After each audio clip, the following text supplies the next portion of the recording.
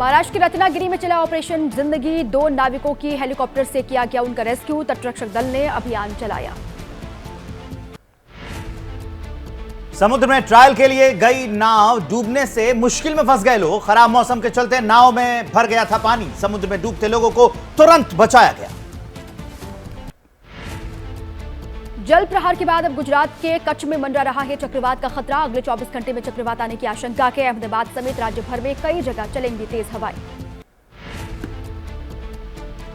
गुजरात के जामनगर, पोरबंदर, मोरबी, स्वर्का और कच्छ जिलों में भारी बारिश की चेतावनी। अगले 24 घंटे सावधान रहने की जरूरत। लोगों को समंदर किनारे से दूर रहने की हिदायत दी गई है।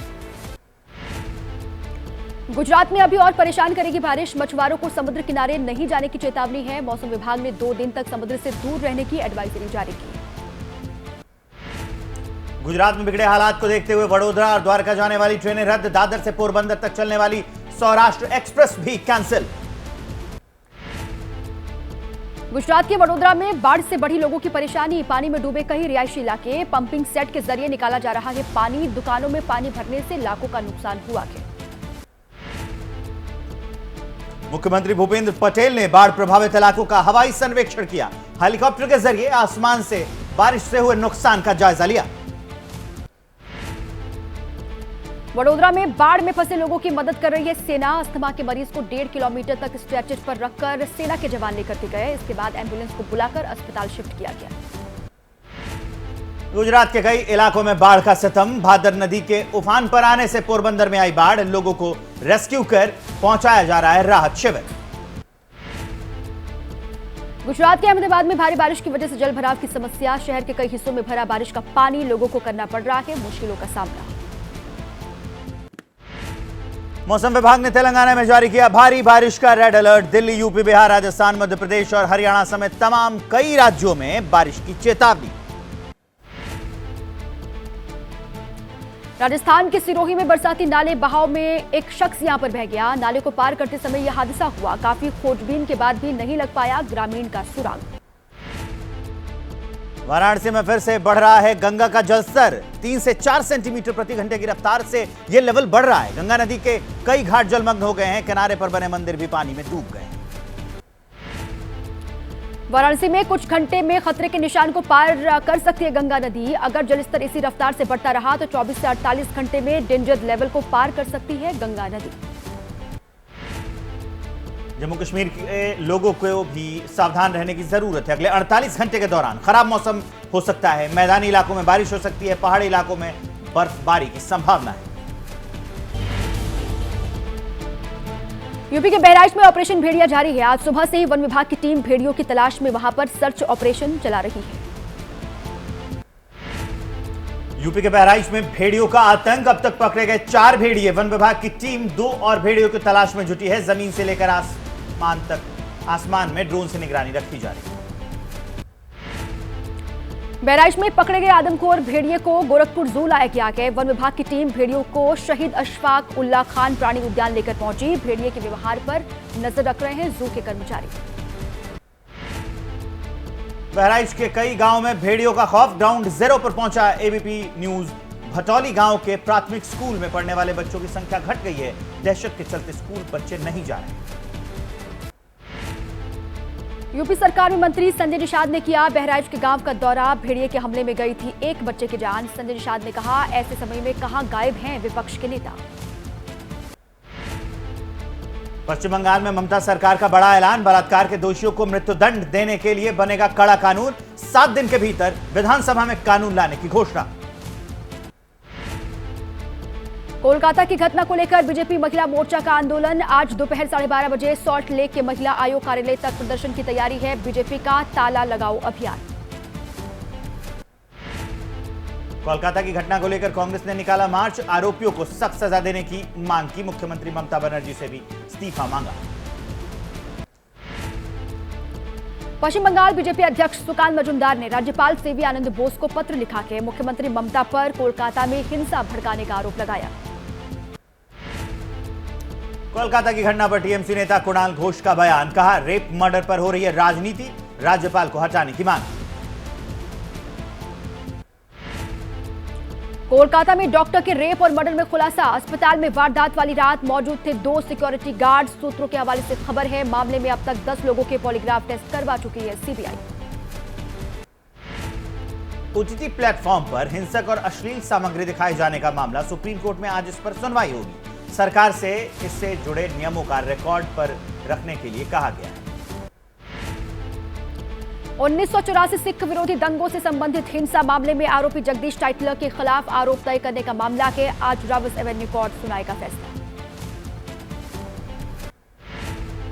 दिल्ली शराब घोटाले में आरोपी अमित अरोड़ा को अंतरिम राहत। खराब सेहत को देखते हुए जमानत अवधि आज तक के लिए बढ़ी। तेलंगाना के सीएम रेवंत रेड्डी के बयान पर भड़का सुप्रीम कोर्ट। रेवंत रेड्डी के खिलाफ ट्रायल को राज्य से बाहर भेजने पर सुप्रीम कोर्ट करेगा विचार। राजस्थान के जयपुर में गिरी 2 मंजिला इमारत। एसडीआरएफ और प्रशासन ने चलाया रेस्क्यू ऑपरेशन। जवाहर नगर इलाके में मलबे के ढेर में तब्दील हुई बिल्डिंग। नवी मुंबई में रियल एस्टेट एजेंट ने रची थी अपने साथी की हत्या की साजिश। पुलिस ने 5 आरोपियों को गिरफ्तार किया है। लेने देने पर बात बिगड़ने पर बदमाशों ने सुपारी देने वाले शख्स की भी जान ली। नवी मुंबई पुलिस ने किया चौंकाने वाला खुलासा। सुमित जैन और उसके दोस्त आमिर के बीच हुआ प्रॉपर्टी पर विवाद। पुलिस को गुमराह करने के लिए आमिर ने खुद के ऊपर करवाया था हमला। पुणे में एटीएस ने अवैध टेलीफोन एक्सचेंज का खुलासा किया। मौके से 7 सिम बॉक्स, 3,500 से ज्यादा सिम बरामद हुए हैं। कई साल से अवैध रूप से चल रहा था टेलीफोन एक्सचेंज। मुंबई में हिट एंड रन मामले में नाबालिग समेत 3 आरोपी गिरफ्तार किए गए हैं। गोरेगांव इलाके में तेज रफ्तार कार ने बाइक को टक्कर मारी थी। हादसे के बाद कार चालक मौके से फरार हो गया था।